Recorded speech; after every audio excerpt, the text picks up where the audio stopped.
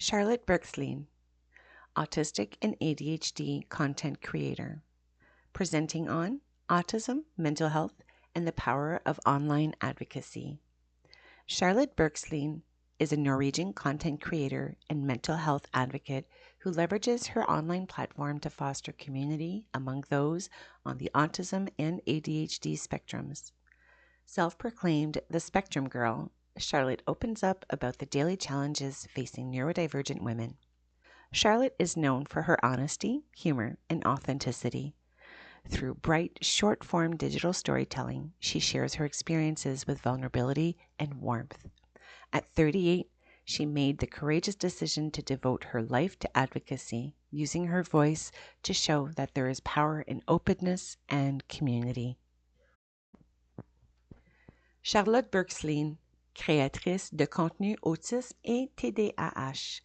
Présentation, autisme, santé mentale et le pouvoir des voix en ligne. Charlotte Bergslien est une créatrice de contenu norvégienne et défenseuse de la santé mentale qui utilise sa plateforme en ligne pour créer une communauté inclusive regroupant des personnes autistes et TDAH. Se décrivant comme The Spectrum Girl, Charlotte parle ouvertement des défis quotidiens auxquels font face les femmes neurodivergentes. Charlotte est reconnue pour son authenticité, son humour et sa sincérité. Grâce à des récits numériques lumineux et concis, elle partage ses expériences avec vulnérabilité et bienveillance. À 38 ans, elle a choisi de consacrer sa vie à l'autoreprésentation et la sensibilisation en utilisant sa voix pour montrer la force de l'ouverture et de la communauté. Why is it that up to 70% of autistic adults experience severe clinical depression? Many are first diagnosed with depression or anxiety, not autism. And so was I. Undiagnosed adults often seek help because of mental health struggles, not knowing that they're autistic. And that was the case for me too. A 2020 study found that late diagnosed autistic women had especially high depression rates due to prolonged masking and feeling misunderstood. Now, this was what society did to my brain. Total destruction. I wasn't normal enough for society to accept me, nor was I weird enough to get the help that I needed. I didn't fit in anywhere, and I felt completely meaningless. My whole life, I dreamt of finding somewhere to belong, and little did I know that I would actually go on to build my own community of other people who had the same experiences as me. That's how I started my social media journey. My name is Charlotte Bergslien, also known as the Spectrum Girl through social media. I'm autistic and I also have ADHD. I developed severe clinical depression and burnout at the age of 36. But I wasn't diagnosed until 5 years ago when I was 38 years old, and I'm now 43. My life before consisted of nothing but constant drama, stress, and confusion. I tried to prevent it, but it seemed like the drama kept finding me. No friendship or relationship would last, and after a certain period of time, it would always end in disaster, whatever I tried. Now, I didn't understand that I was autistic at that time because my autism did not present in the stereotypical way, and nobody ever thought that I could be autistic. I had been masking so hard that my autism traits and features had completely been suppressed. So whatever I had been presenting was not me. It was a mask. Most people probably know that already, but it's a survival mechanism to seem normal in order to fit in with everyone else.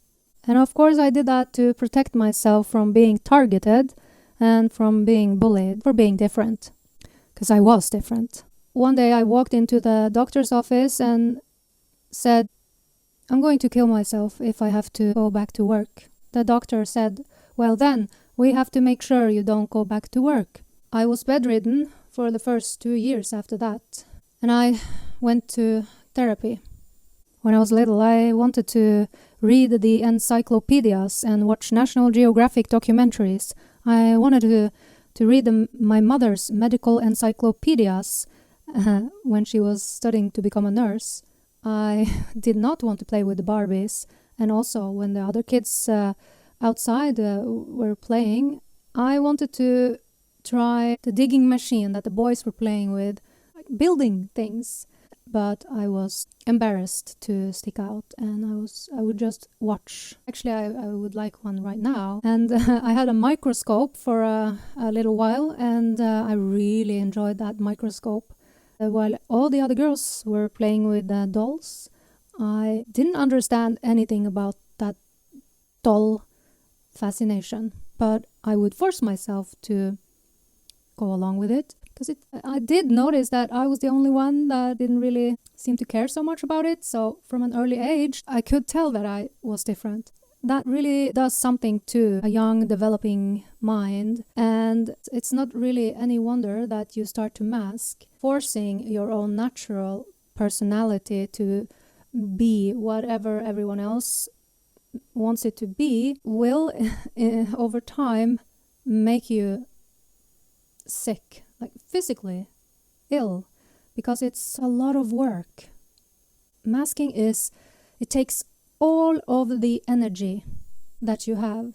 That's something else that I want to say. Due to masking, a lot of undiagnosed autistic girls miss out on a process called the individuation process, and that is a really, really, really important part for absolutely everyone to develop a sense of self and to grow into your own person. But when you spend all your time and energy observing other people in order to learn how to behave like everyone else, there's no time left for you to spend time focusing only on what your interests are and whatever it is that you like to do. All of the autistic people who miss out on the individuation process grow up and turn into a whole bunch of autistic adults who have absolutely no idea who they are. And that's also why so many autistic adults end up with severe depression and eventually burn out, end up in a doctor's office just like I did.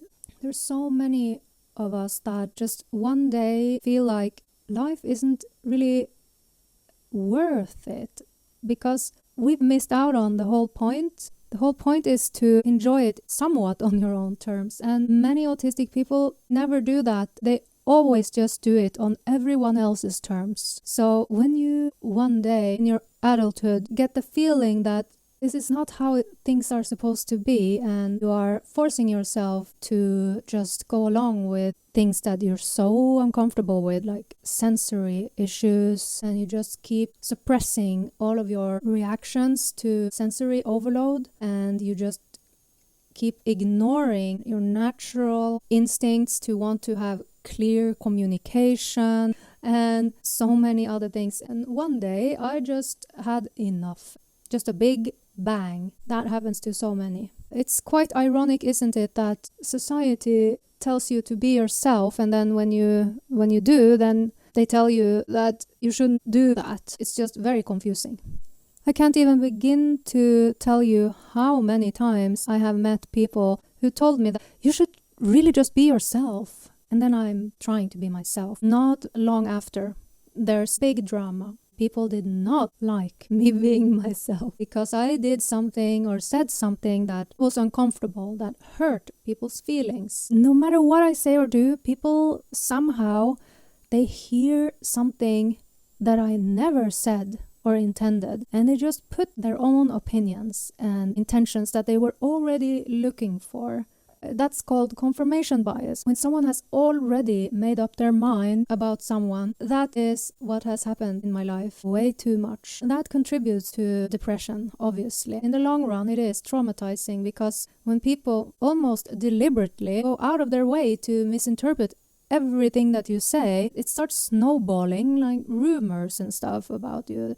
And eventually you just turn into this problem person that everyone talks about. She's difficult and she always hurts people's feelings. One time I was actually fired because I had apparently hurt so many people's feelings. I had said so many things that was making people feel uncomfortable. And to this day, I have absolutely no idea who on earth felt so uncomfortable. What was it? Classic case of confirmation bias and people with extreme bias and being prejudiced against someone. Also, rumors are very serious. I never take part in rumors talking about people behind their backs. I can talk about my opinion to a friend about something I have experienced with someone, but as soon as you start to talk viciously about someone to someone that you don't trust, then there's a risk of that spreading and becoming a rumor. Autistic people have significantly higher rates of psychiatric comorbidities than the general population, and the most common comorbidities are anxiety disorders, depressive disorders, ADHD, obsessive compulsive disorders, eating disorders and sleep disorders, and personality disorder diagnoses, which are often misdiagnosed autistics. But at the top 3 is anxiety, depression, and ADHD. But it is not because of all of these comorbid psychiatric conditions that autistic people seem autistic, because even without any of these comorbid conditions, the core features of autism would still include a consistent difference in social cognition, like preference for clarity and directness, difficulty interpreting social rules, and limited tolerance for ambiguity or pretense. I really relate to that.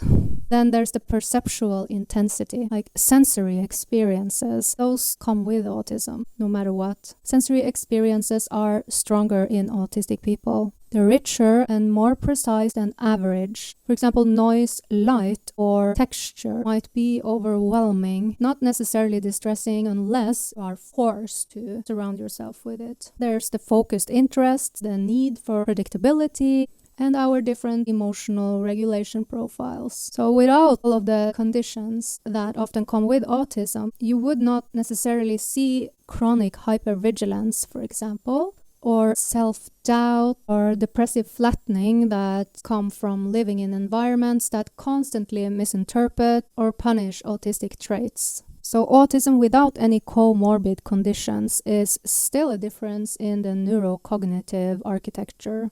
But it is important also that everyone understands that there's a difference between my level 1 autism and someone that has level 2 or level 3 autism and the severity of disability that comes with it. 5 years ago, when I was finally diagnosed, that's when I got on social media and started the Spectrum Girl. And that I did in search for answers, in search for community and a place to belong, because I never felt like I ever belonged anywhere. I had been so alone my whole life, and for the first time ever I found belonging and community, and that's all thanks to the digital age. You can say a lot of bad things about the digital era, but this really is not one of them. It is easy for people who have no disabilities and who has a social network to be negative about the effects of social media, but it just so happens to be the only way for me and millions of other people who live with physical, cognitive, and psychological disabilities to reach out to others, to have a social life of some sorts. Internet friends are real friends too. I'm so grateful for social media and for everyone that I've gotten to know and connect with. I therefore have a message to everyone out there who feel like life can be too hard sometimes or even meaningless, is never give up, because there comes a day for everyone. Trust me. It really does. But it doesn't mean that things won't get difficult again, because after that it gets better. And this is part of life. Yes, it can be a bit harder for some people than it is for others, but still, the silver lining is that you never know when the good things are going to show up. So just don't give up. Don't do that. The secret to it is just to take one day at a time. And sometimes when you feel like you have nothing to lose, then use that for something special, like creating an Instagram account or something, and reach out to people that you never thought you would ever reach out to. I do that when I feel like things are really hard and difficult. I think that it's much better to just do something that takes me out of my comfort zone instead of wasting that chance. There really is something to the saying, without any risk, there will be no reward. So my advice is also to not be afraid of risking more and not be afraid to get out of your comfort zone. That's what it is like to be on social media also. It's a very strange experience. I didn't go on social media in hopes to get compliments and praise. No, I went on there to find community and to connect with people. Whenever I'm about to lose it because I am feeling so aware of everything, I write my thoughts and feelings down and I just research. What I do is I try to use logical thinking about everything. Educating myself really helps. That's my advice for getting past depression or anxiety. Logical thinking and writing it down, putting words to it. If you don't have anyone to talk to, watch Star Trek, especially Spock and Lieutenant Commander Data. So the original series and Star Trek The Next Generation, they have excellent logical thinking. I would like to finish by saying that even though a lot of autistic people have missed out on the individuation process because of spending all of their time and energy masking, it doesn't mean that you can't individuate later in life. When you do individuate, it is very fun. It's like having a second youth, like you are a teenager for the first time, actually. That's what it feels like experiencing all those feelings that you should have experienced the first time around is what you kind of experience when you're finally exploring your own individuality and your interests and your hobbies. It all also has an immense healing effect on your mental health.